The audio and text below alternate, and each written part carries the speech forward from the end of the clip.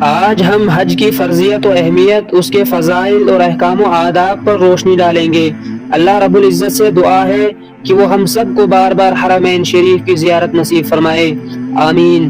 حج اسلام کا ایک بنیادی رکن ہے، جیسا کہ رسول اللہ صلی اللہ علیہ وسلم کا ارشاد ہے، بنی الاسلام علی خمس شہادت اللہ الہ الا اللہ وان محمدا عبدہ ورسولہ وإقام الصلاة وإيتاء الزکاة وحج بیت اللہ وصوم رمضان۔ دین اسلام کی بنیاد 5 چیزوں پر ہے۔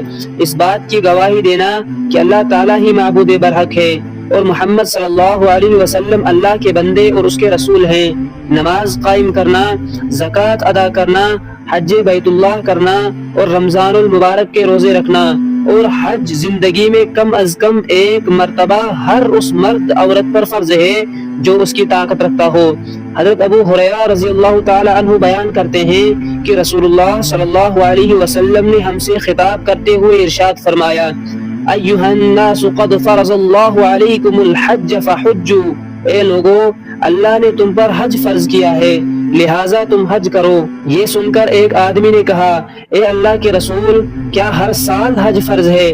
آپ صلی اللہ علیہ وسلم نے خاموشی اختیار کی حتیٰ کہ اس نے 3 مرتبہ یہی سوال کیا۔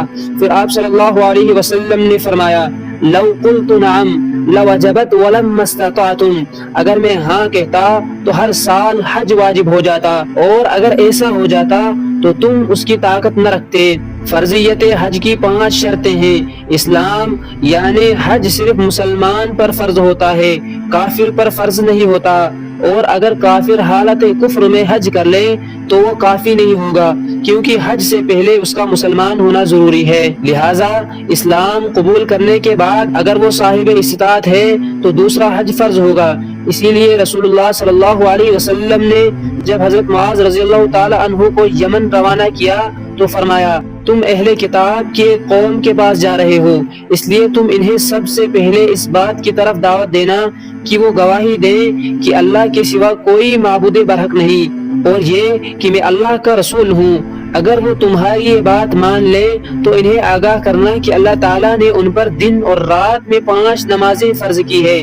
اس حدیث سے معلوم ہوا کہ سب سے پہلے اسلام قبول کرنا ضروری ہے، اور دوسرا واجبات دین کا رتبہ اس کے بعد ہے۔ عقل یعنی حج عاقل اور باشعور مسلمان پر ہی فرض ہوتا ہے، مجنون پر نہیں، کیونکہ مجنون کو رسول اللہ صلی اللہ علیہ وسلم نے مرفوع القلم غیر مکلف قرار دیا ہے۔ بلوغت فرضیت حج کے لیے بلوغت شرط ہے، کیونکہ نابالغ بچہ مکلف نہیں ہوتا۔ البتہ اگر نابالغ بچہ حج کر سکتا ہے، جیسا کہ حضرت ابن عباس رضی اللہ تعالی عنہ بیان فرماتے ہیں کہ ایک عورت نے اپنا ایک بچہ بلند کیا اور کہا، اے اللہ کے رسول صلی اللہ علیہ وسلم، کیا یہ حج کر سکتا ہے؟ تو آپ صلی اللہ علیہ وسلم نے فرمایا، نعم ولک اجر، ہاں اور تمہیں بھی اجر ملے گا، لیکن اس کا یہ حج فرض حج سے کفایت نہیں کرے گا۔